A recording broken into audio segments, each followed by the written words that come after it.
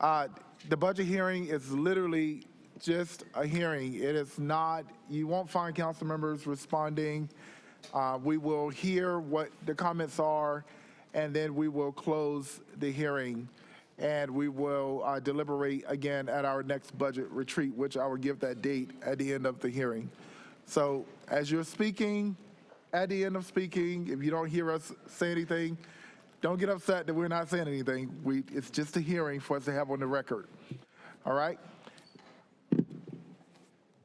And I have a large stack here, so let's get into it.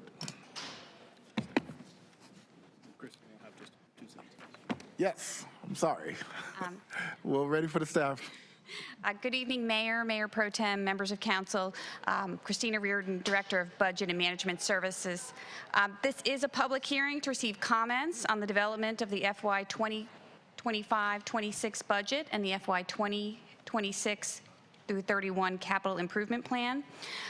Just as a reminder to all council members and residents, this year is a revaluation year, which means property values are being reassessed by our county tax office. As a result, our current tax rate of 59.62 cents will likely change. And as part of the budget process, we will be calculating a revenue neutral rate, which will be communicated to residents.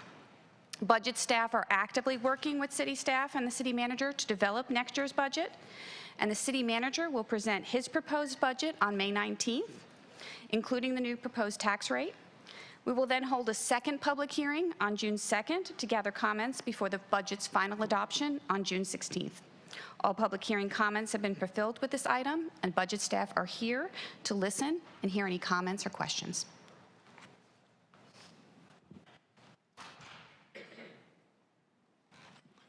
All right, thank you for that intro, and thanks for stating those dates for the record. At this time, I will declare the public hearing on the fiscal year 2025-2026 budget and fiscal year 2026 through 2031 capital improvement plan CIP open. I will call up 5 to 7 names at a time. We have 2 minutes. All right, I have Kai Rydell, Cynthia Williams, Linda Bellins, Margaret McNabb, Yvonne Coleman, and Joseph Jordan. Hey, good evening. Thanks for the spirited discussion. It's been great to hear, so thank you. My name is Kai Riedel. I've run festivals in Durham for 9 years, Moog Fest, Slingshot Festival, a number of one-offs. I have brought hundreds of performers from around the world to Durham and made millions of dollars for the city. For those that you know me, you know I've been critical of the funding process and things like that. You've seen me talk about those. But I will say, without the level of funding of $400,000, we will go from a convention, we will go from a conversation and hopefully an actionable plan to reground and realign what's best for Durham in this regard, to literally absence of even a conversation and the inability to make a plan. This has become a base amount that we have to do for the festivals in Durham. Durham can't afford to lose any amount of this funding in this domain and expect growth in this domain. As a reminder, it was $200,000 for years previous to this last year. The city heavily leans on narratives about Durham's creative vibrancy, the influx of vibrant minds, culture, tourism. But without this funding, there's no immediate future to sustain or develop that reality. Without this base level of $400,000, the venues will take a hit, creatives will take a hit. A lot of this funding passes through the festivals to allow the creative economy that builds up Durham, just so you know. And also, if you look at cities around the state, around the country, we are barely keeping up with what's going to be sustained as far as a festival feature here in town. So please take this seriously. A lot of tendrils of Durham's creative economy depend on this, so thank you very much. Thank you so much for being with us. Good evening. You have 2 minutes. Good evening. Mayor Williams, Mayor Pro Tem Middleton, and City Council members. On behalf of the numerous organizations collaborating as part of the Coalition for Affordable Housing and Transit, I want to thank you for the opportunity to share our fiscal year 2025-2026 budget requests. Because federal levels for housing programs are currently fluid and uncertain, the coalition presents these specific items to you for your consideration. The first request is continuing to fund the Go Durham Free Fares program, as this helps reduce the financial pressure on individuals and families struggling with economic challenges. Please note that the coalition is opposed to increasing fares to $2, as the increase could harm Durham's struggling residents. So as you're negotiating that item, we really want to stay with the free fares. Second, we support fully funding the HEART program. Third, we are asking that there be subsidies provided for the 505 Chapel Hill Street Police Headquarters redevelopment project. The developer has committed to 110 units. We are asking for 130 affordable units. That's a 20-unit increase that needs subsidies. We are asking that you fully fund with $5 million the lead remediation activities in our parks, that you continue the low-income homeowners tax credit program at its current funding level, and that you maintain the 2-cent property tax increase to the tax rate for a variety of reasons, a couple of which are to maintain progress on the affordable housing, redevelopment, and development projects in the transit opportunity area. Thank you so much for being with us. And thank you so much. Good evening. Thank you for being with us. You have 2 minutes. Good evening. I'm Linda Bellens, and I am a lifelong advocate for the arts. I'm a dancer, a poet, a writer, and a journalist. And when I talk to friends in other states about how to define Durham, I say it's a place where somebody has an arts idea, and the next year it's an international festival. And that the city has been supporting this kind of concept of creativity. And so that has been the city's generous offering and support. So we're asking for a continuation of the $400,000 we currently have. The arts are serious business, and it's not just economic. It's that poets and writers, artists reflect us, and they hold space for us to celebrate and to cradle our sorrows, and a collective space for our grief that we're going through in this country at this moment. This is who we are. This is who we continue to aspire to be. This is the moment. This is a time of intense othering. And this is a time when the people with the most power and the most money have the loudest microphone and the ability to define who we are and to erase who we are. We need to continue to fund the artists and people who are the keepers of our culture so that we can ameliorate that, we can prevent that. We need to support and expand their voices. I ask you to continue to fund us at $400,000 to help Durham continue to define and deepen what makes Durham, Durham. Thank you so much. Thank you so much. Good evening. You have 2 minutes. Good evening, Council. I am Margaret McNabb, and today I'm speaking with you as a member of the Durham Cultural Advisory Board on the topic of funding for festivals and events and the value to our community. Festivals and events bring us out of our homes and into spaces across the city to celebrate and experience Durham together. They provide an introduction to our community, attract visitors to our community, and strengthen our cultural identity. I appreciated your comments at the beginning of the meeting, and I'm with you. This is the year to come together and meet the future with a strong identity as Durhamites. Festivals and events are a strategy to support this goal of connectivity. We're eager to work with Durham Next to outline a broader plan to strengthen our arts and culture sector. And as that effort gets up and running, we ask that, or this is a particularly important year to maintain the last year's momentum and that level of funding. So we ask that you fund us again at $400,000 for festivals for the coming year. Thank you all. Thank you so much. Good evening. You have 2 minutes. Good evening. I'm Yvonne Coleman. My address is on record. And very simply, you want Durham to be Durham. You want Durham to celebrate who we are. We want to continue to celebrate who we are. The festival funding that we're talking about is a drop in the bucket, $400,000. Still a lot of money to us, not a lot of money to you. But I want to point out that the economic impact is significant. And let's just talk about how much money comes back to Durham County and Durham City government out of that. We know based on the trend of funding these projects over the last several years that they will generate 1.5 times more than actually is invested as as tax income for Durham County. So we're talking about tax income from Durham County. So if you give us the $400,000, you will see not only an economic impact in the millions, but you will see tax money coming into Durham County. And keep that in mind, that it is an investment, it's an economic development investment, but it's also, this is a time where Durham needs gathering places, free gathering places, places where we can celebrate our culture. Thank you very much, and I'm glad I'm not you.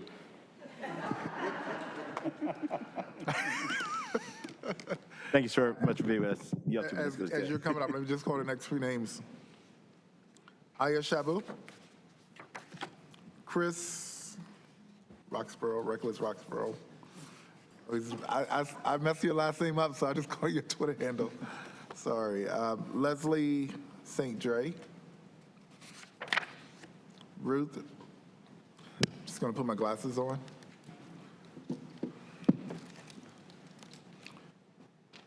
That didn't work. Ruth R. Okay, got it. And Gerald Wallace. Welcome. You ready? You have 2 minutes. Good evening, council members. My name is Joseph Jordan. I am chair of the Durham Cultural Advisory Board, and I come before you, like my previous colleagues have, to talk about the funding for our work and for the work of the city. We've been fortunate. This particular board has been funding festivals and events for about 12 years. Over the past 4 years, we've been able to award about $952,000, almost $1 million, to 35 different organizations. The economic impact from what we were able to award in FY24 was about $5,852,000, which is very, very significant. And I think in terms of what I tell my colleagues around the country, that when it comes to the arts, Durham bats far above its weight, if you will. Our base budget for most of the time since 2016 had been about $195,000. And last year, we were able to get the increase to $400,000, and we saw immediate response from the community. We had double the number of applications. We had 47 applications. We were able to award funding to 22 of those organizations. And because those groups were so successful and have passed the word on to their colleagues, I'm quite certain that we will almost double that again. So we're looking forward to that. We have been reaching out to the folks who are developing Durham Next so that we can work with them and coordinate our activities, and we hope that you will work with us. And the easiest way to do that is to award the $400,000 again. Thank you so much. Thank you so much for being with us. Good evening. You have 2 minutes. Thank you. First, I want to thank Mayor Pro Tem, City Council, for your continued support of Durham special events and festivals. Last year, we saw a huge increase, and I am very eager for the continued commitment that the City Council is going to make towards DCAB and our special events and festivals. I'm going to speak a little bit anecdotally. I am a member at large of DCAB, Durham Cultural Advisory Board, also of the Public Art Committee. But more importantly, I am a cultural business owner. I own a cultural tourism organization, and I'm also an artist. And why that's important is because I am part of making Durham a destination and a vibrant community for the people who live and love here. I'm also a historian, so I would be remiss to not remind us that it is our beloved Baba Chuck Davis who brought us Bimbe Festival and Kwanzaa Fest, some of our largest and well-attended events here in the city. Sorry, would you suspend just for a minute? Madam Clerk, the clock's not running. Oh, that's okay. I don't mind. I'm sorry. Continue, please. And so these festivals are important, as we know, because they strengthen our identity, as we've heard from other folks. They add to the cultural vibrancy, but they also add to the local economy. And they influence artists like myself. I am now a torchbearer because of people like Baba Chuck Davis and the festivals that I attended. I was inspired, not just to go and to become an artist, but also to continue to promote the arts and create festivals. So I'm also a festival producer. And as a festival producer, my job is to build community and also to resource artists. So as a member of DCAB, I just want you to understand that we work very hard to do our job, and part of our job is to advocate for local artists and nonprofit organizations and for-profit businesses that add to our cultural vibrancy. So $400,000, please continue that commitment. Thank you. Thank you so much. You made time stand still. Appreciate it. Good evening. Thank you for being with us. You have 2 minutes. I'm Ruth Petrie. I'm with Trinity Avenue Presbyterian Church. Thank you, Mr. Mayor and City Council. I'm asking the city to provide funds for eviction diversion and assistance so that our most vulnerable neighbors have access to stable housing. I've seen with my own eyes the horrific treatment of our neighbors facing eviction in Durham.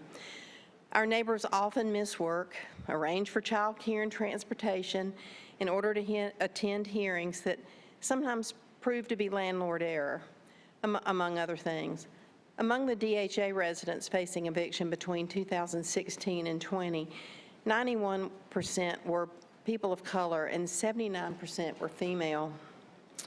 2023 DataWorks study reports that black tenants are 44% of our renting population and 76% of our evicted population. After being evicted, our neighbors face worsening opportunities for stable housing. They can also be barred from leasing in many places for having an eviction filing.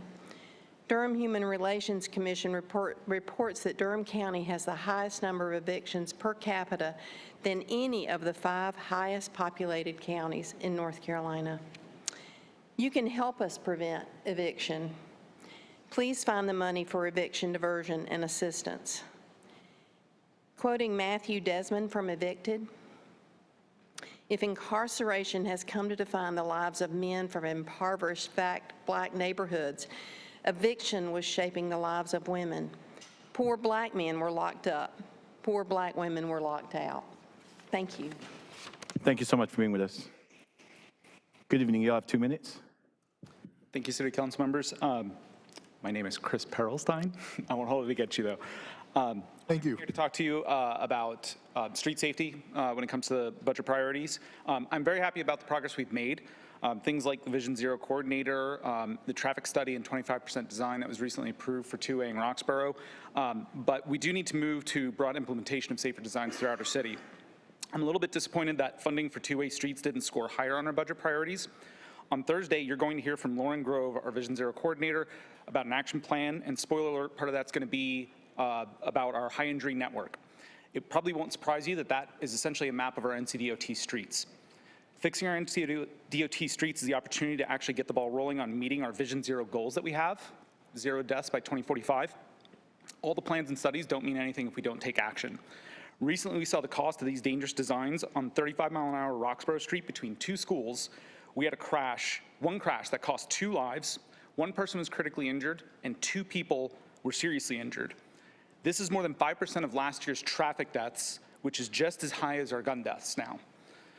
The day after that fatal crash, we had another wreck that was so bad on the 35-mile-per-hour Duke Street that a large portion of our city lost power for half the day.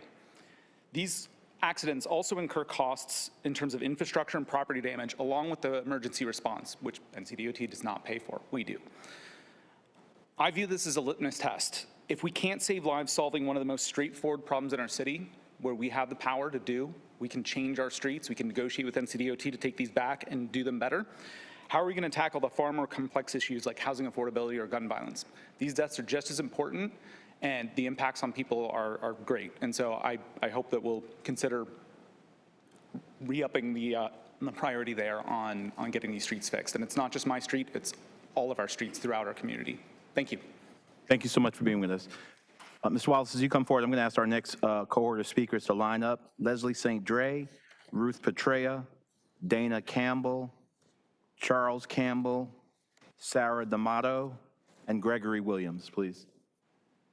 And good evening. You have 2 minutes. Thank you for being with us.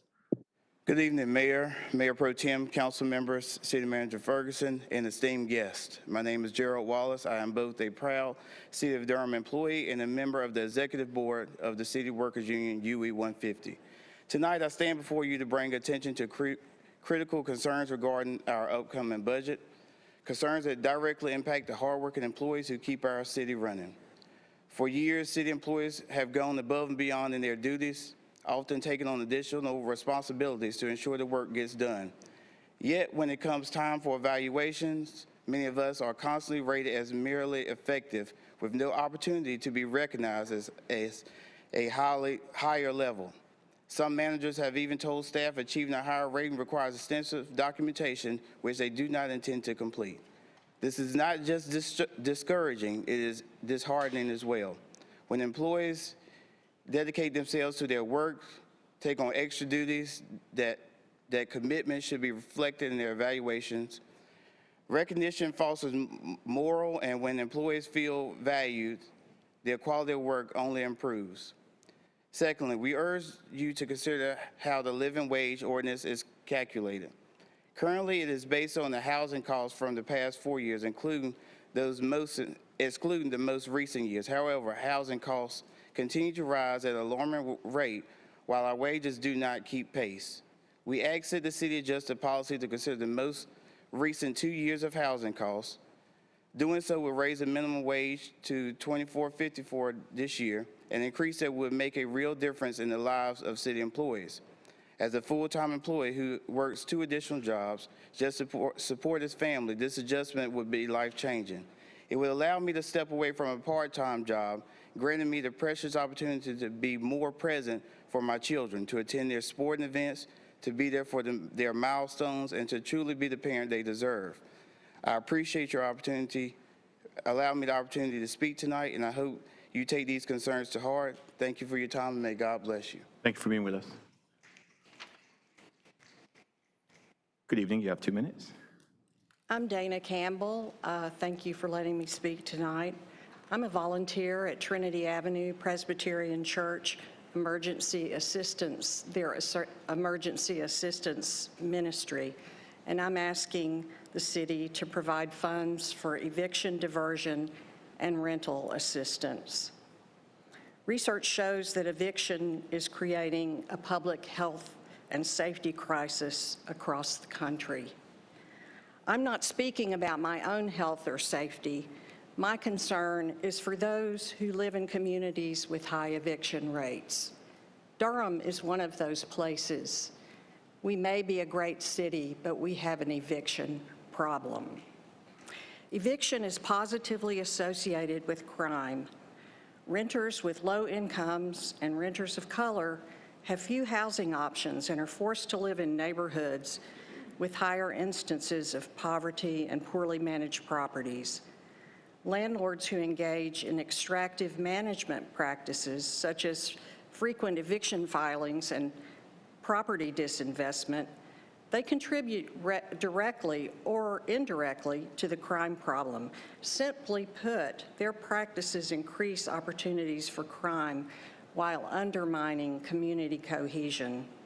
Eviction exposes people to various forms of violence, repeated forced displacement by police and private security, hunger, malnourishment, untreated medical needs, emotional and psychological harm. The struggle to avoid eviction has even surfaced as a priority topic in the Community Health Assessment Survey of the Durham County Department of Health. Evictions in Durham are creating both a public health and safety crisis. We know this, we can do and must do much better. I urge you to provide funding for eviction diversion and rental assistance. Thank you so much for being with us. Budget. Thank you so much.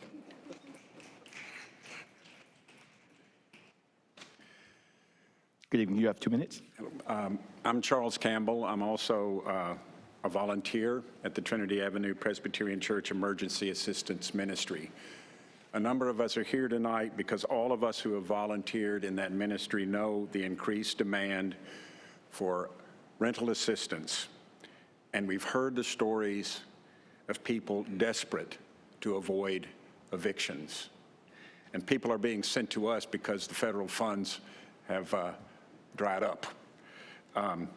So I'm asking the city, along with others, to provide significant funds for eviction diversion and rental assistance.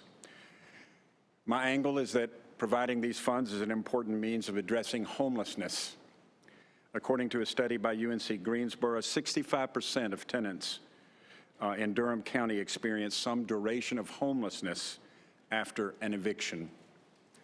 Because eviction is a direct cause of homelessness, there's an obvious way to prevent people from entering the homeless system in the first place. Just do everything we can do to keep them in their homes. This approach actually takes seriously the housing first model that is used by homeless ministries here in Durham, including Housing for New Hope. Provide housing first, then address the other matters. Helping people avoid eviction quite simply follows this model. First, we help people remain in the homes that they already occupy. Then they don't become homeless to begin with. It's very simple. It's not complicated. It's common sense. So I urge you to provide significant funding, particularly in light of the federal developments for eviction, diversion, and rental assistance in the upcoming budget. Thank you. Thank you so much for being with us. Good evening. You have 2 minutes. Thank you for being with us. Good evening. Sarah D'Amato, Director of the Eviction Diversion Program with Legal Aid. I'm here again to request that the City Council continue funding for legal services for eviction diversion as a continued show of being a nationwide leader in preventing homelessness. What we've got going on in Durham, other people in other cities, other counties, other states look to us as a model for what we're doing here.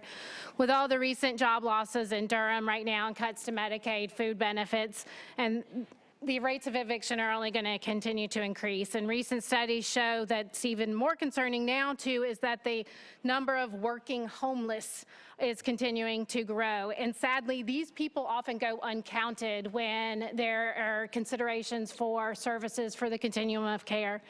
In many cases, legal aid, the representation that we give allows people to stay housed for a few extra months. Our representation, we are able to, in the 1,000 cases that we had last year, we kept 50% of those people housed.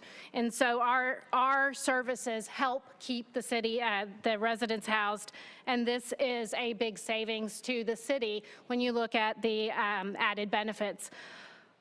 On top of that, one of the things that people don't always recognize and realize is that our representation, what it does is it helps give tenants some agency. It helps give them some control over their situation, and it allows them just a little opportunity to be able to mitigate the harmful effects of the trauma of eviction, of being locked out, of not being able to pack up their essential belongings, their medications, to make arrangements for their children, make arrangements for their pets. We've got all these homeless pets on top of homeless people because we are experiencing an eviction crisis. This amount of this negotiation, it helps give people humanity. It helps maintain their dignity. And as that, for that reason, I request that y'all continue to fund eviction diversion. Thank you so much for being with us. Good evening. Thank you for being with us. You have 2 minutes. Good evening. esteemed Mayor, Mayor Pro Tem, and City Council. I'm Gregory Williams of Bike Durham and the Transit Equity Campaign. Those who are here, feel free to wave. We had more, but it's been a long night. Firstly, I want to thank our elected officials for the work you've done to improve pedestrian, bike, and transit infrastructure. The Transit Equity Campaign, which is made up of Bike Durham, the Coalition for Affordable Housing and Transit, Durham Committee on the Affairs of Black People, People's Alliance, and Durham Congregations in Action, has a clear set of asks that we hope will keep Durham moving forward. We ask the city to formally request $1.5 million of the Durham County Transit Tax to keep Go Durham fare-free and begin conversations with Durham County Commissioners to seek their approval. We also ask that the city pay transit, solid waste, and all city staff a livable wage with competitive benefits.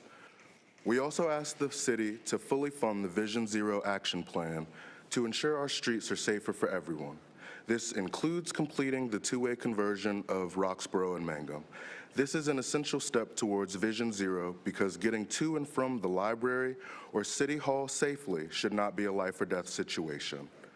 It also includes fully funding the already approved vertically protected bike lane projects and neighborhood bike routes as a part of the Vision Zero implementation. Transit, biking, and walking are all connected. We must invest in the infrastructure that makes our streets safer for everyone, not just cars. Finally, we want the city to commit to the other asks in our petition, which has over 500 signatures, and will be delivered to your desks this week, ensuring Go Durham remains fare-free, accessible, and fully funded for the long term. Lastly, please expand the HART program to run 24/7 because you cannot schedule a crisis. Thank y'all. Thank you so much for being with us. I'll call again Leslie St. Dre, Ruth Petrea, Rob Wilkerson, Chris Benjamin, Jeffrey Garneau, Myth Knoll, Mary Rose Fontana.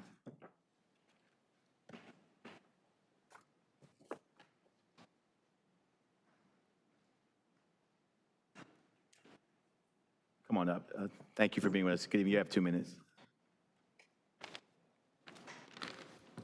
Hello, my name is Robert Wilkerson. I currently work in street maintenance with the Public Works Department for the City of Durham. It's workers like myself that worked last month during the snowstorm to prepare and plow the roads to help make sure everyone else could get to work safely. What I want to be speaking today about is the living wage ordinance. I spoke about this last year. Council members responded with sympathy and committed that they would look into it this year. After the compensation study was done, it was stated by this body that you would look into the pay plan design changes this year, and we hope you still intend to do that. I just wanted to point out that the ordinance was amended in 2016, and according to the compensation study that y'all did last year, it was 2017 that city workers started falling behind. And I just wanted to make sure that we don't, 5 years from now, we're not right back in the same spot that we were in before. We hope that you guys and ladies would take a deep look at that. To me, the formula just doesn't cut it. I mean, it's the spirit of the ordinance is that we should be getting paid 30% of our salary should cover what it costs to live in Durham right now. But it's mathematically impossible to do that if you're taking the previous 4 years. For example, 4 years ago, it was $946 to rent a one-bedroom apartment. And right now, it's right at $1,460 some. That's like a 40% increase. But our pay hasn't went up that much in that same time frame. So that's my ask of you, that you would just take a deep look at that. Maybe we can amend that and use. Thank you very much. Thank you for being with us. Good evening. Thank you for being with us. You have 2 minutes. Good evening, Chris Benjamin. Good evening to the council. Make it real short. Don't want to be redundant after Rob, raising the minimum wage to $24.54 was roughly $5 for all general step pay employees by adjusting universal living wage ordinance to only reflect the last 2 full years rather than the current 4 years. This is March 2025 budget. For every new project, such as programs or structures the council plans, there will be a need, some type of city employee to provide service, such as safety, protection, road, water maintenance, solid waste. We are here for the resolution of the wage increase request. Please take care of your employees of the city. We are asking for your support and a significant wage increase for the city employees. If you get in touch with your team, ask them, they would tell you the struggle is real. And we love our city, so please do right by the city employees. Thank you. Thank you so much. Friends, if you would forgive me, those of you that are coming up to speak, we're right at about at the top of the hour. We need to take a brief break, but when we come back, reconvene, y'all folk remember who you are, and we'll start with you, all right? We'll come back at 11:10. We're in recess.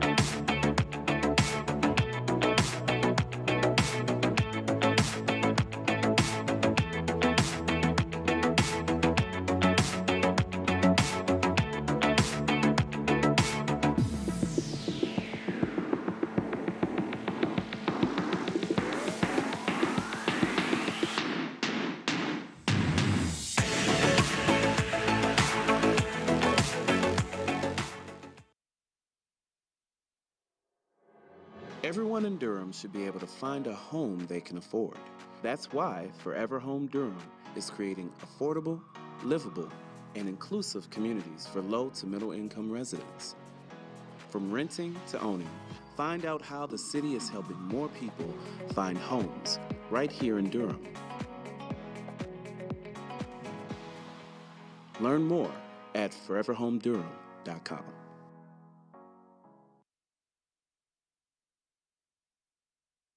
Owning a home provides a sense of financial stability, family, community, and pride. But housing prices are now higher than ever, making it hard for many Durham residents to afford their first home. That's why the City of Durham is offering the Down Payment Assistance Program to support eligible individuals with up to $80,000 in 0% interest forgivable loans to purchase a house within the city limits. Visit this site or call to find out if you qualify for the program.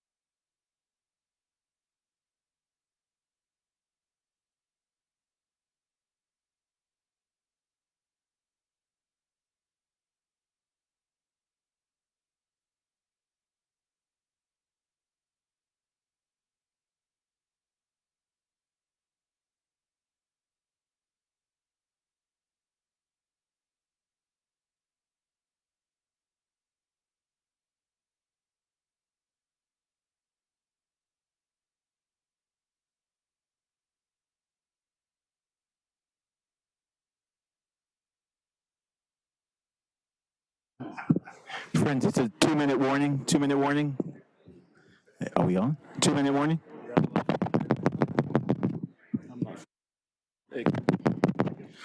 2-minute warning, friends. 2-minute warning if we start to come back together. 2 minutes. Not much. We're there. We're almost there. Maybe, I think maybe 30 minutes.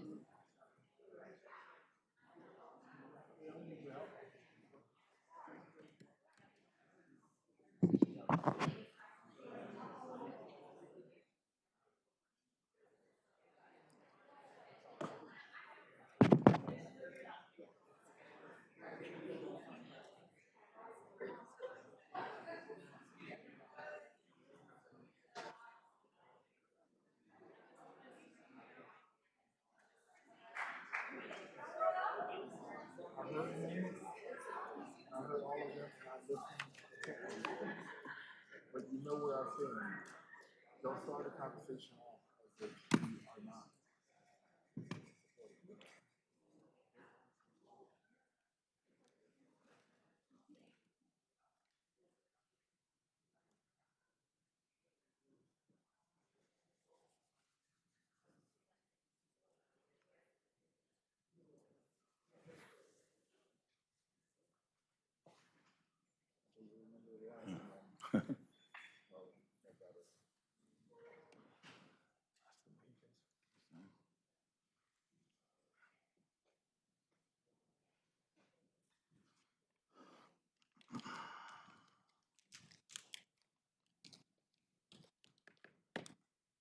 All right, friends, it's 11:10. We are reconvened. Thank y'all for your patience. We'll continue with our next speaker. Good evening. You have 2 minutes. Good evening. My name is Nick Now. I'm a local substitute teacher and an incoming student to the Master of Arts program in teaching at Duke. I'm here to advocate for the expansion of the HEART program, fair pay for DPS staff, and to hold Duke University accountable for supporting the city it calls home. When I tell people I want to teach in Durham public schools, they tell me I could make more and have an easier time working in a private school. I've also been told it's not safe to stay in North Carolina as a trans person, and they're mostly right. But Durham is my home, and I love this city too much not to stay here and support our 30,000 public school students. I was at that interminable ceasefire resolution meeting, and I think it was Councilor Freeman who expressed sadness that we couldn't pack this room in the same way to talk about violence affecting our Black communities. You're right, and that is a part of the reason why I'm here. As an educator, my concern for students doesn't stop at the schoolhouse door. Durham needs empathetic, nonviolent crisis response 24/7 countywide. We also need to retain and attract the best staff to serve our students. I know there's a whole lot of uncertainty about the future, a lot to balance here, a lot of very important things. I urge you to continue to be imaginative and brave in serving the people of Durham. I also remind you that there's a world-renowned university in Durham with a $7.7 billion endowment and many international corporations that don't pay their fair share in taxes. We need communities to survive the next 4 years, and I certainly don't plan on going anywhere. Thank you. Thank you so much. Good evening. Thank you for being with us. You have 2 minutes. Good evening, Mayor, Mayor Pro Tem, and City Council members, and thank you for this opportunity to provide comments. My name is Mary Rose Fontana, and I am a member of Bike Durham, the chair of BPAC, an environmental engineer, and a citizen of Durham. My family and I live in this city without a car. Our two main modes of transportation are biking on the ATT and taking the number 5 or 7 bus to downtown. On days when I'm in the office, I take the 12B. Without fare-free transit, I would likely need to buy a car or simply not leave the house. On days when it's dark, cold, or rainy, the bus has been our safe and reliable connection to the rest of Durham. For many residents of Durham, the bus is their main and only lifeline to this city. The fare-free buses connect our communities and break down barriers for many residents. With the latest shortages in school bus drivers, the free Go Durham buses help bring kids to and from school. Many of Durham's greatest resources to its citizens are free: the libraries, the schools, the parks, the roads, and the sidewalks. But without free transit, people can't as readily access those resources. With continued fare-free transit, the barrier to entry to riding the bus is removed. Even those who could drive will more likely choose to ride the bus instead, which cuts down on congestion, air pollution, road maintenance, and many other costs to the city. Therefore, I encourage City Council to include the continuation of fare-free transit in the upcoming budget and prepare to continue fare-free transit indefinitely. Thank you. Thank you so much for being with us. I'm going to ask the next group of speakers to prepare themselves. Their next speaker approaches: Gian Hasbrock, Brandon Love, Lola Johnson, Jonathan Chan, Shanice Renee, and Jane Lee. If y'all would just line up along the rail. Thank you for being with us. You have 2 minutes. Hi, I'm Jeff Garneau, and I'm with Bike Durham. What I'd like to say is that implementing and administering a fare collection will be inefficient and wasteful in addition to being regressive.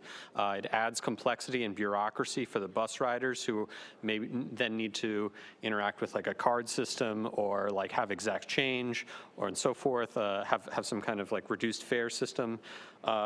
Slows down buses, causing delays each time people are boarding.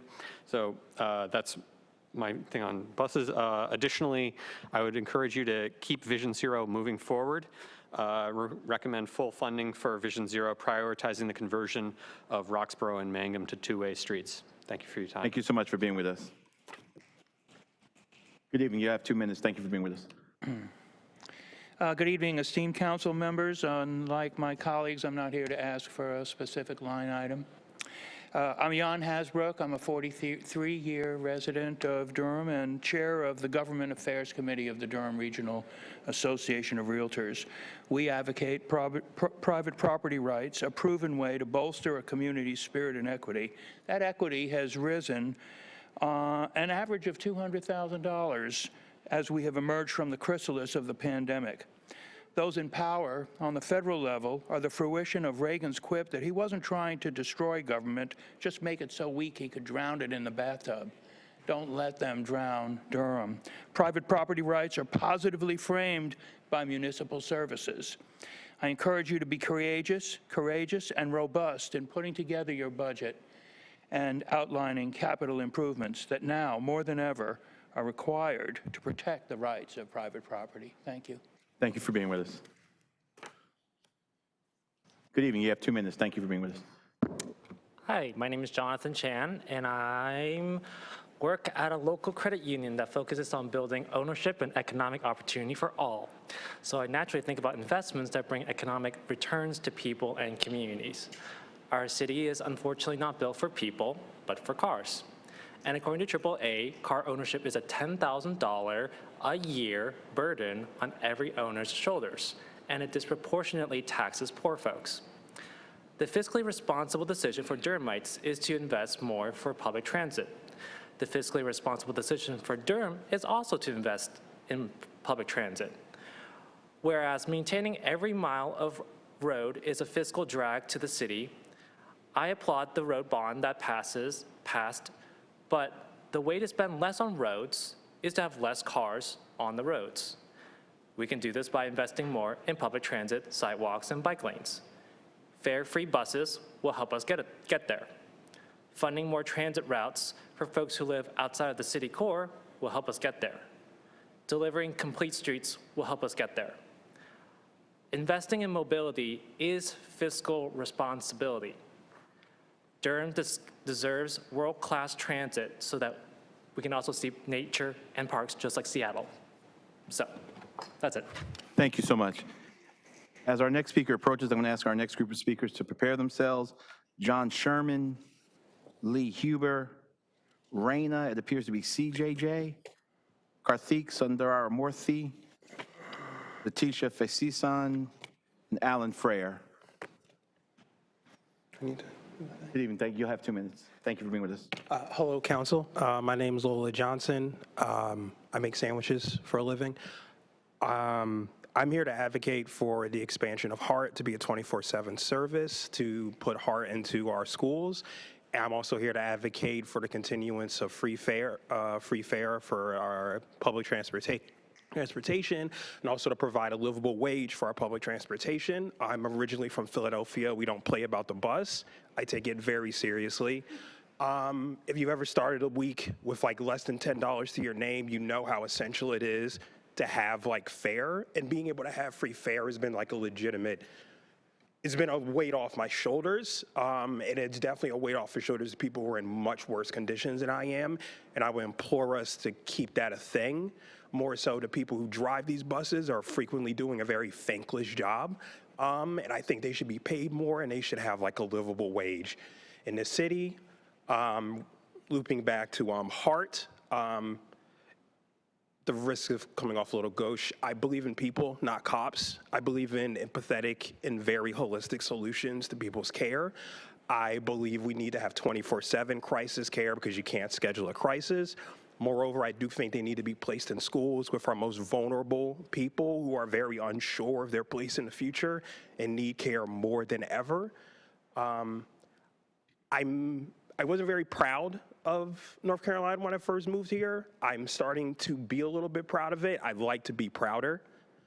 And I think you guys can help me do that. Thank you. Thank you so much for being with us. Good evening. Thank you for being with us. You have 2 minutes. I'm Karthik Sundaramurthy. I serve on the Recreation Advisory Commission.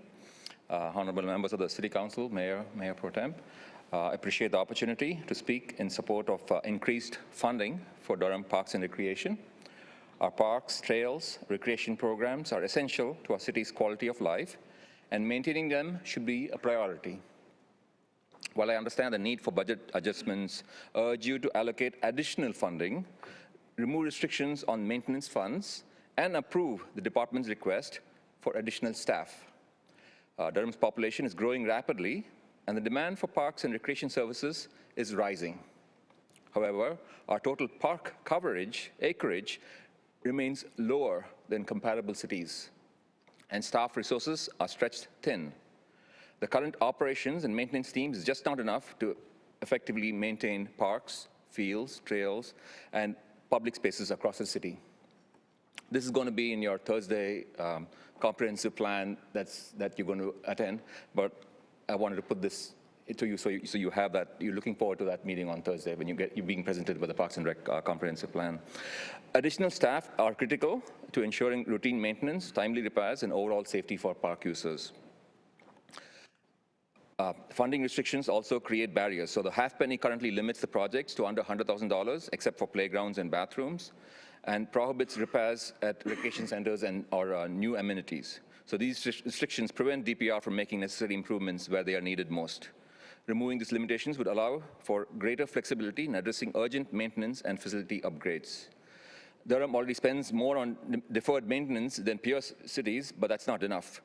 Parks need modernization. Safety concerns must be addressed, and signage, wayfinding improvements are long overdue. Residents have made it clear that they value our parks. The recently passed bond for the 2 swimming pools, a clear sign that residents want more. Thank you so much for being with us. Good evening.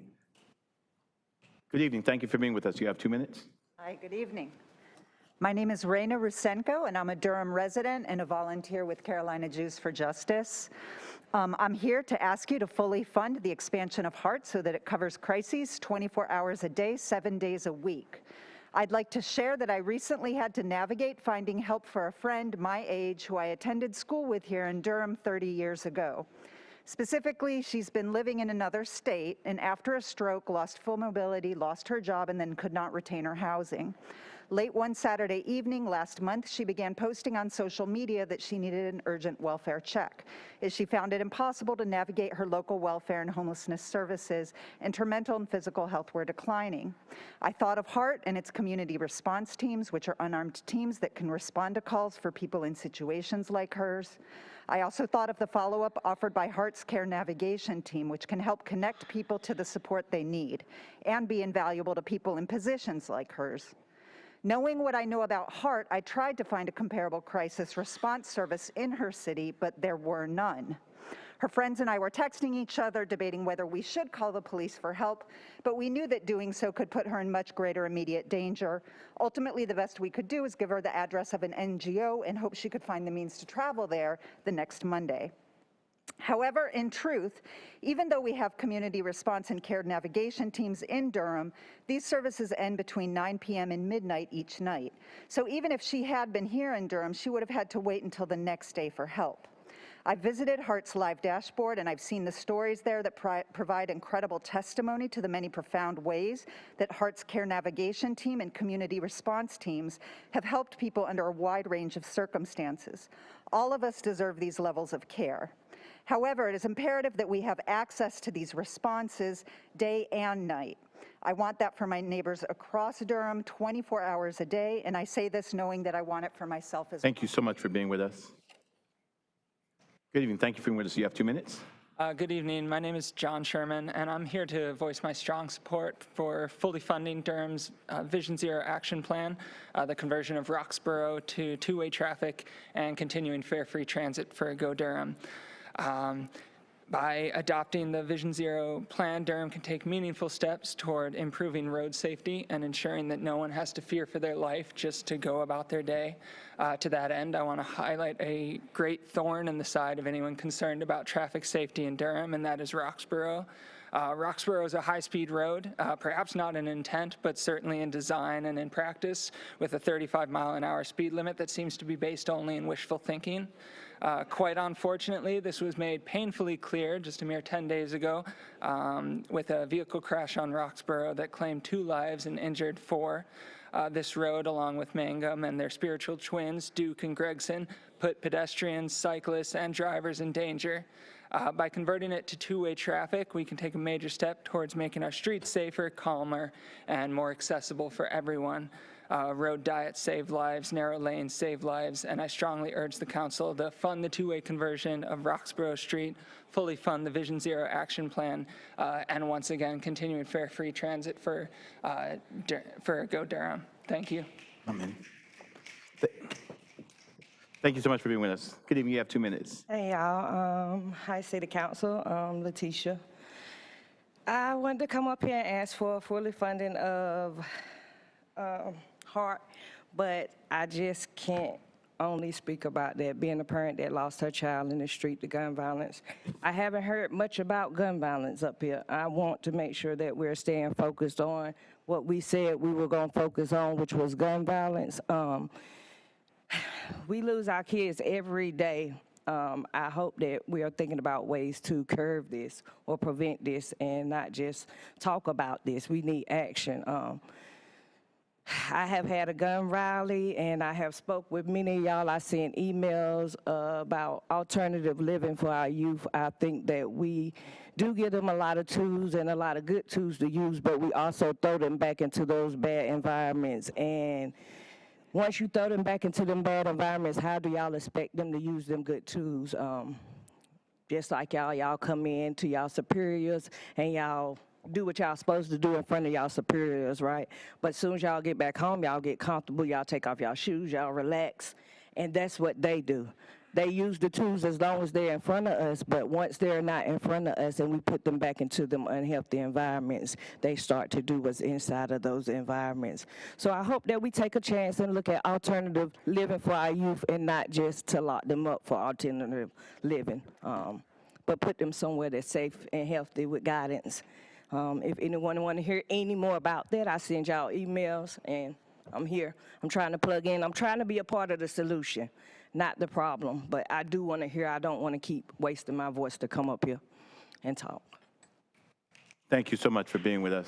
As our next speaker comes, I'm going to ask our next group, we're getting close to the end, to prepare themselves. Robin Gunn, Emily Wilkes, Lucas Gatterman, Will Henning, Julie Messina, Brian Fager.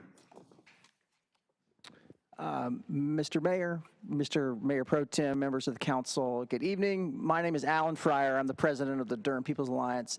On March 6th, we sent y'all our budget requests for the cycle. We really appreciate y'all's review of it. Many of y'all had the opportunity to have input into that letter. And I just wanted to highlight 4 pieces from that letter that we're particularly interested in. The first is, and the hour is late, and I'm sensitive to where y'all are, so I'm not going to go into detail. You can read the detail in the letter. So the first priority is to keep Durham buses fare free for an appropriation of $1.5 million. Our second priority is to include all part-time seasonal staff in the city's living wage policy, more on that in a minute, and then make the guaranteed income program a permanent line in the city budget, so we're asking that you fund it fully with recurring dollars this year and in future years.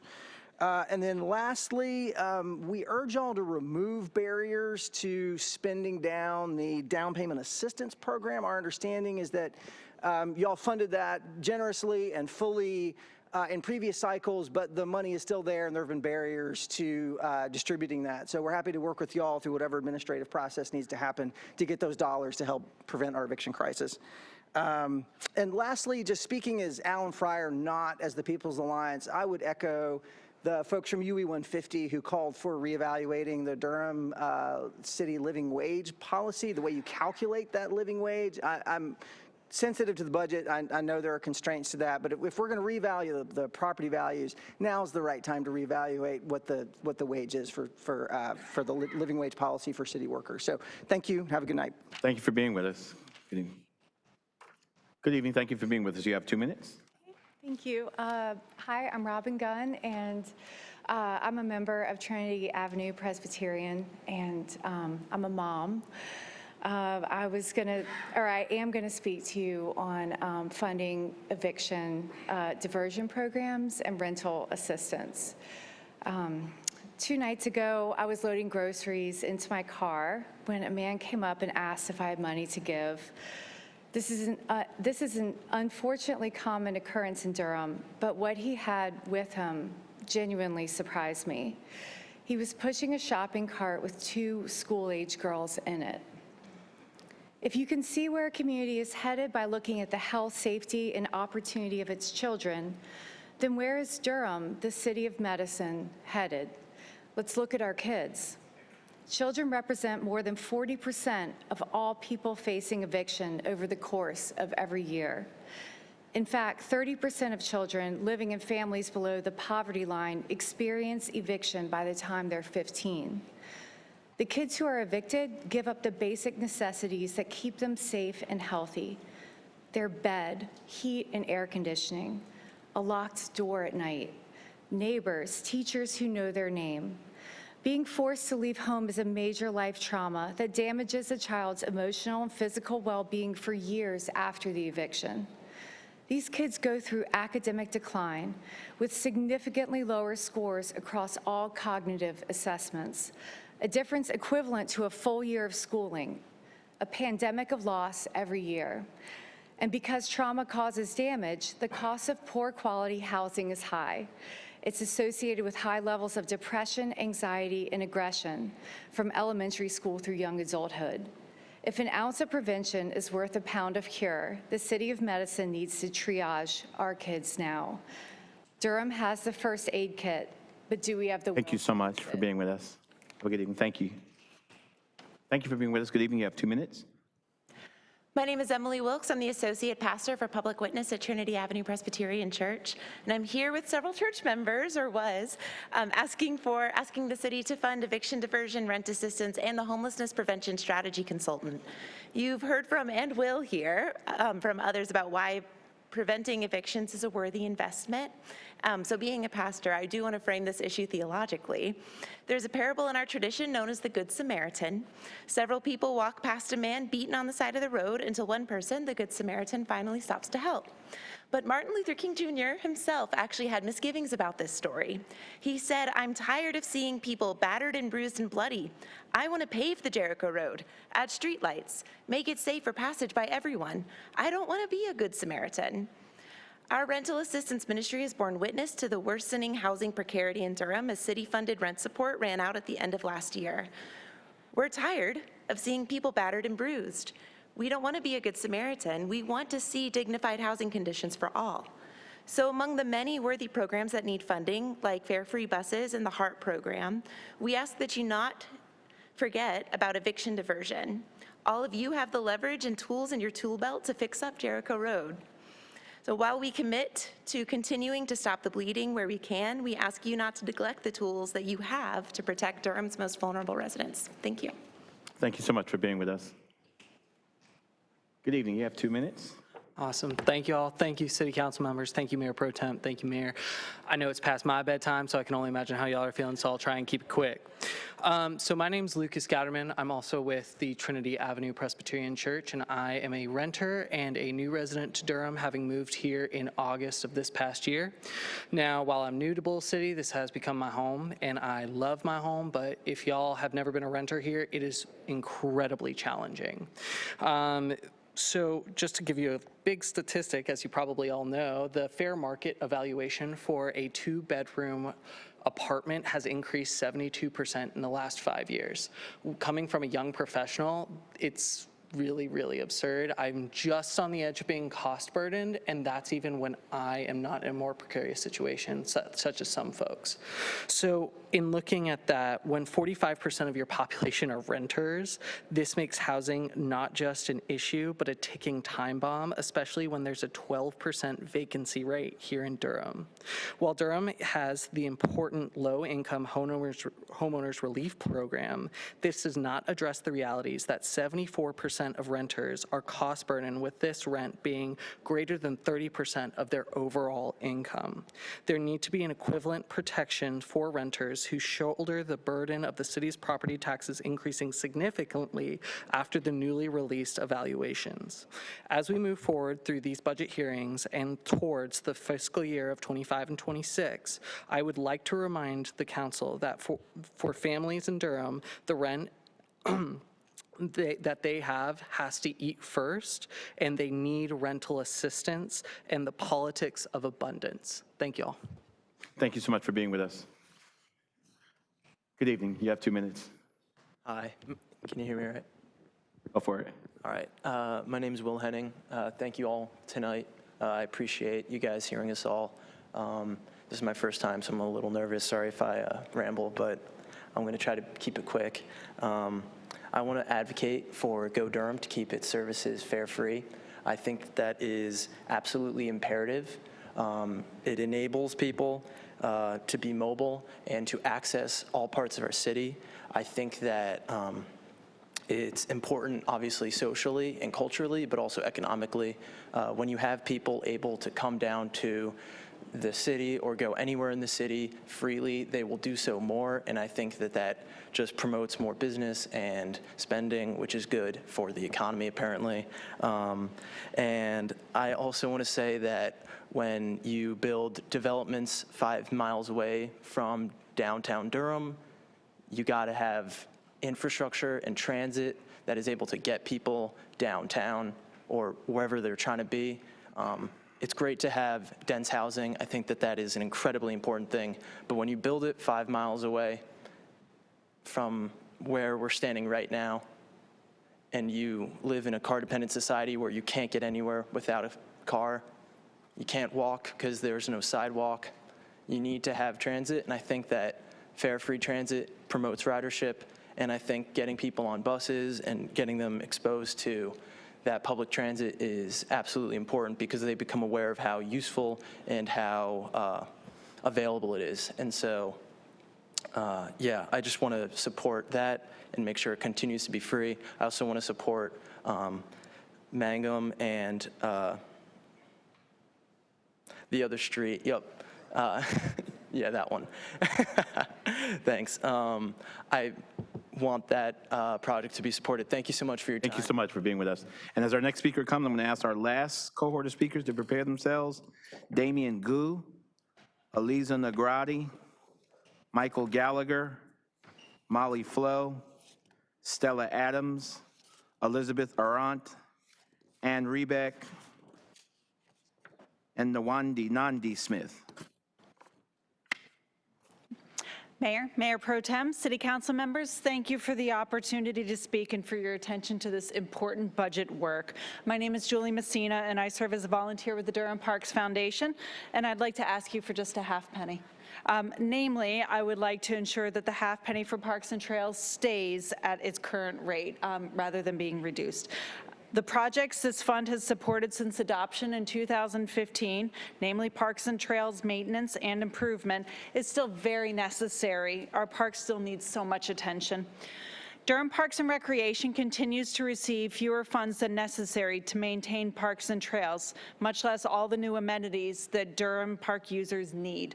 The Durham Parks Foundation does what it can to fill these gaps, but we can only do so much with the donations we receive as a nonprofit. With recent developments at the federal level temporarily and perhaps permanently halting several Durham Parks and Trails projects in development, the people of this city are already likely to see a slowdown in maintenance and improvements to our shared spaces, very likely disproportionately impacting those in lower income areas. As words like green and equity become forbidden at the federal level, it is people in progressive communities like ours who will feel the greatest impact. We ask as a foundation for no change to this vital source of funding. Keep the half penny. Missing swings, busted lights, and impassable trails would be the legacy of any decrease. Please ensure these free and accessible spaces continue to provide safe and well-maintained recreation for all of Durham. Thank you. Thank you so much for being with us. Good evening. Thank you for being with us. You have 2 minutes. Good evening. I'm Eliza Nograti. Thanks so much for staying to listen to all of us. We appreciate it. I've been a resident of Gregson Street for 6.5 years and have seen the street change, meaning less traffic, higher speeds, and more accidents. My husband and I have 2 small kids and a dog, and my daughter will be in pre-K at Watts next year. And we walk often and are so excited to be able to walk her to school next year, but quite honestly, we'll be taking our own lives in our hands. Some of you, including Councilman Rist, has been quite engaged in the issue and walked the site of the school bus accident with members of the NCDOT leadership, and we so appreciate it. And given the opening of the East End Connector and the city's goal of achieving Vision Zero, Duke and Gregson must be redesigned in addition to Mangum and Roxborough. There's been a spate of accidents in just the last few weeks, and frankly, it's horrifying to sit on my porch and watch the speed at which drivers, by the way, including school bus drivers and Go Durham drivers, travel in front of my house. By the way, also a number of them looking at their cell phones while they're traveling at high speeds. So please, please fully fund the state-required design study in the new budget, and please prioritize the construction funds for Duke and Gregson in the capital improvement plan. Thank you so much. Thank you so much for being with us. Good evening, sir. You have 2 minutes. Thank you, council members. I appreciate the opportunity to speak tonight. My name is Mike Gallagher. I live at 5905 Solitude Way. Durham Parks and Rec is insufficiently funded, as evidenced by the disrepair of the playgrounds and tennis courts. As a city of medicine, we should increase opportunities to improve overall health for everyone and encourage outdoor activities. An increase to the Parks and Recreation budget could allow for diverse programming activities to encourage more activity on the part of each of our citizens. Hundreds of persons play tennis in Elmira Park, and thousands in parks across Durham. And the number of tennis players continues to grow, both locally and nationally, in this sport, which can be played by persons of all ages from younger to older. Friends of mine and I play tennis at Elmira and have done so for the past 30 years. We're Durham residents. Elmira is in in Ward 3, so I'm hoping Councilwoman Cook can support this request.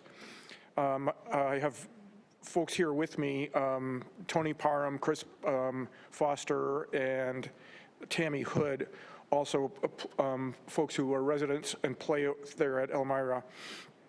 The courts at Elmira have been subject to a water problem for years. The courts sit in a bowl, and runoff undermines the courts to such a degree that cracks develop rapidly and water oozes up through them. The courts were resurfaced 7 or 8 years ago, but within a year, the cracks had reappeared. What's needed, in my opinion, is that the courts to be completely torn up so that a proper drainage system can be installed before rebuilding them. The courts provide a gathering place for the tennis community here in Durham. Kids learn a new sport with their parents and coaches. The group you see here tonight gathers on Thursdays, Saturdays, and Sundays, weather permitting. Countless USTA league matches are played there as well. The courts get a lot of use. The city will hopefully reinvest. Thank you so much for being with us. 90 minutes? No, thank you so much for being with us. Okay. Good evening. Thank you for being with us. You have 2 minutes. Hey. Good evening, everybody. My name is Molly Flo. I know the budget season involves a lot of hard decisions, and I really appreciate the work that you all do for Durham. I'm here to advocate for safer streets and to ask that we center people over cars in our city. This means saying yes to fare-free buses to encourage more of us to use mass transit and to make it less of a burden on people who rely on buses.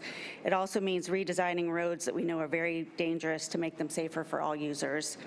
I'm asking you to please commit the money needed to fully fund the reconstruction of Roxborough and Mangum to turn them into streets designed around safety rather than speed.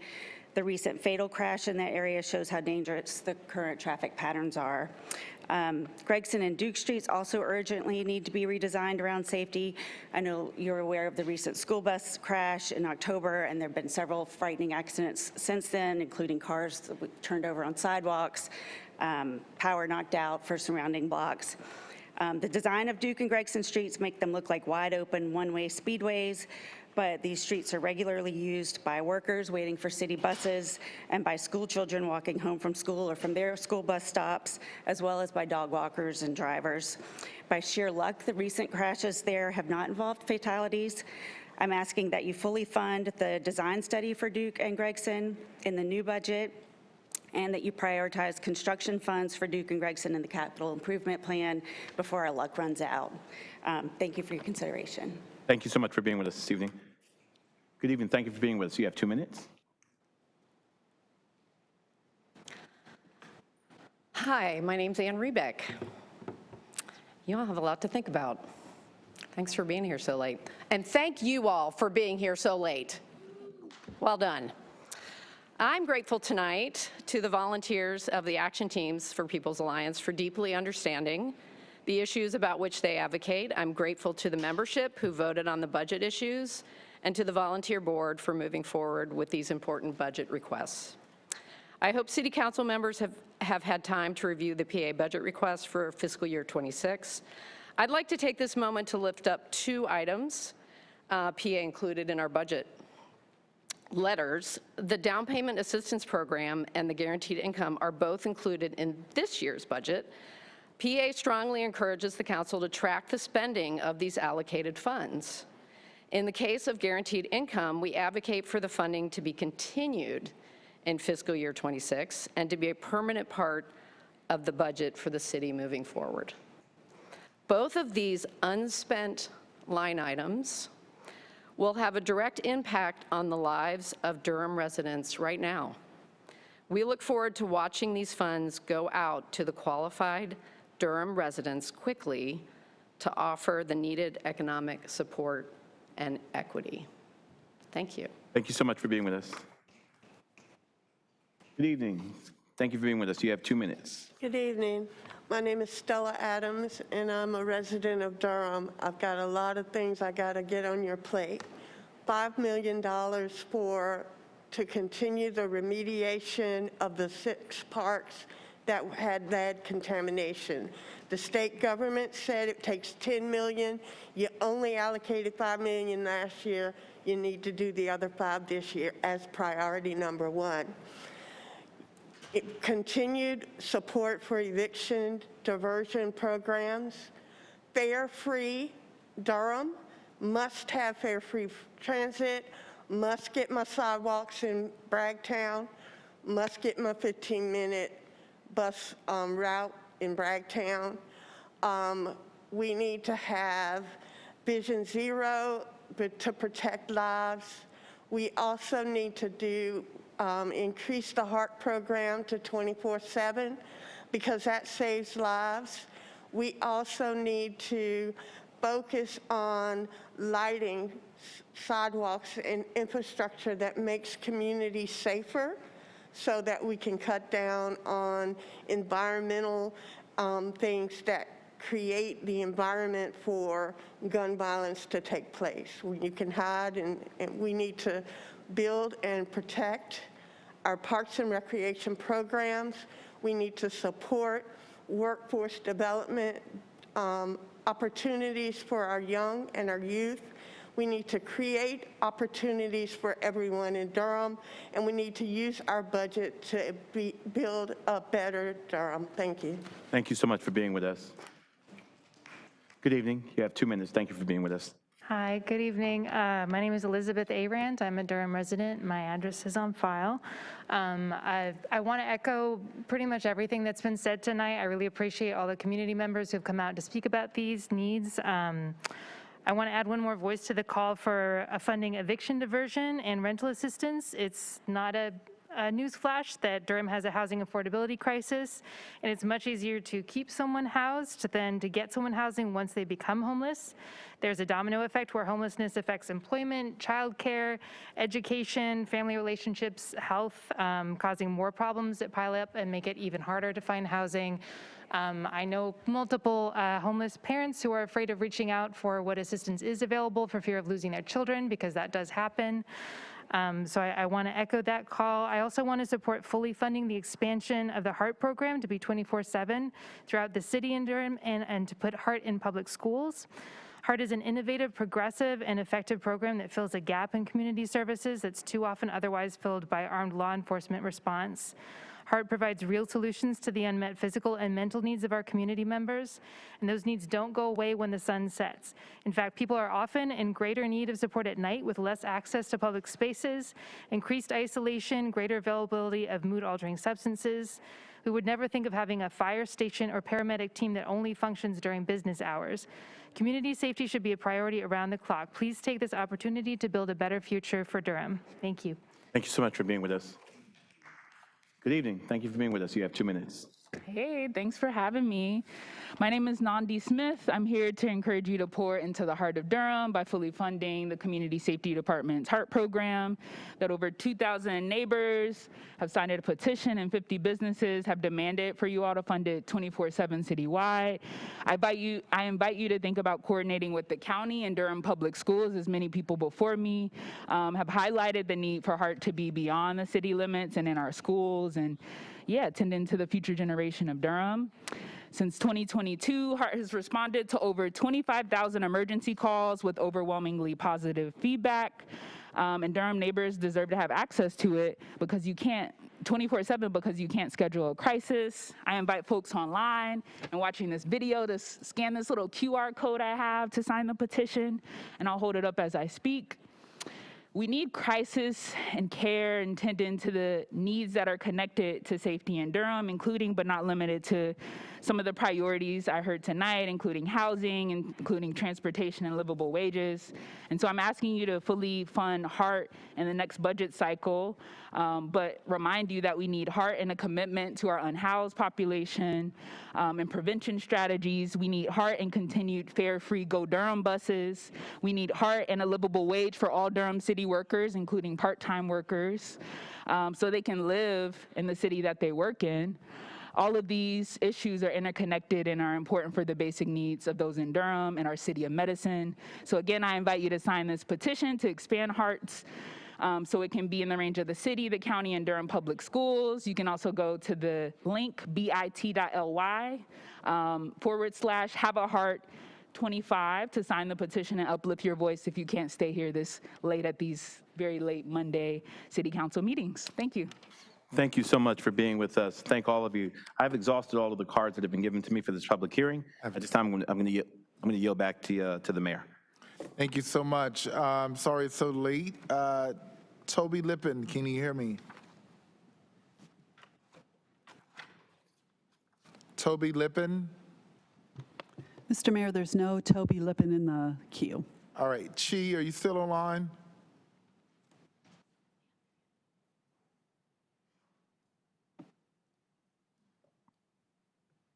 Hello. I see her. I feel like I'm getting in trouble when I talk to Chi. Good evening, Mayor Williams and City Council members and my beloved Durham residents. My name is Chivo. I, as an individual, appreciate folks already asking for your support of fare-free buses and the expansion of the HEART program.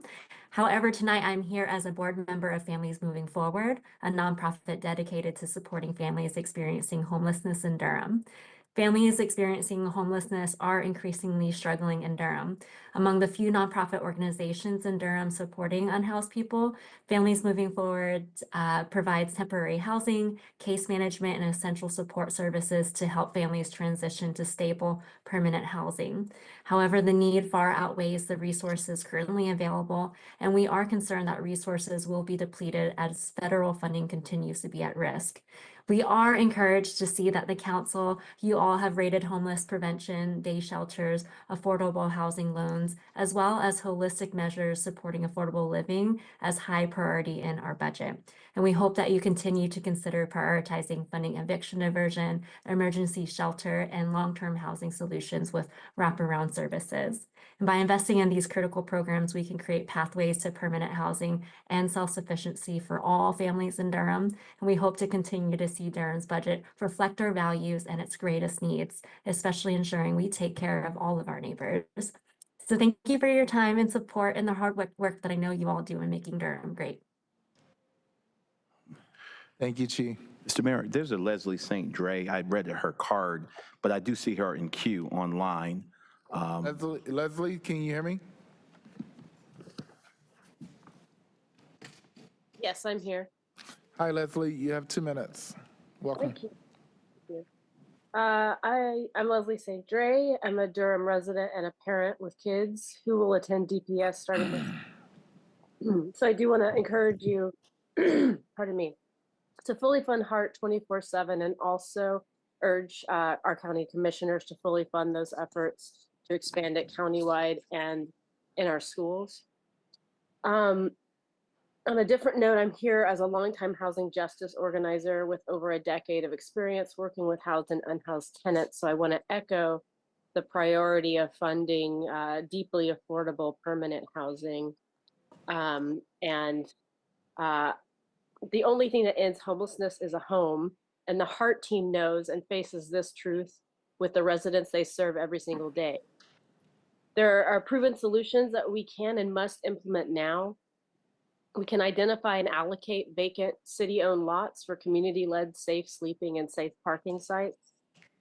We can increase funding for shelters and ensure women, queer and trans folks and families have safe options within our cities. We can ensure there's staffing and a system in place to transition these residents to actual homes. We can land bank city-owned land for permanently affordable housing.